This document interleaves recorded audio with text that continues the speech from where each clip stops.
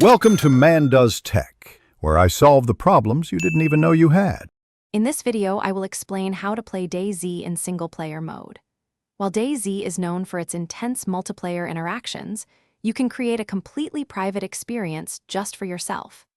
This allows you to explore the vast world, practice survival skills, and customize your gameplay without any external interference.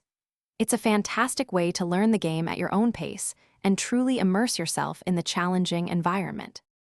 The first step is to acquire the necessary server files. Open your Steam client and head over to your library. Make sure to filter your view to include tools, as the DayZ server application is listed there. Once you locate it, proceed with the installation. This dedicated server application is usually around 2 to 3 gigabytes in size and is completely free for all DayZ owners. Next, you will configure your server. Navigate to the DayZ server installation folder and find the server DayZ CFG file. Open it with a text editor to customize settings. The most important change is setting your server's hostname to give it a unique name. After saving your changes, go to the DayZ server properties in Steam and add config equals server DayZ CFG to the launch options. This ensures your custom settings are loaded. With your server configured, it's time to launch your single-player experience.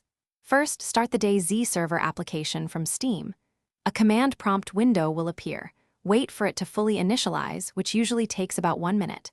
Once the server is running, launch the DayZ game client. In the game's server browser, navigate to the LAN tab, where you will find and connect to your private local server. Enjoy your solo adventure. Thanks for watching. If you found this helpful, don't forget to like and subscribe.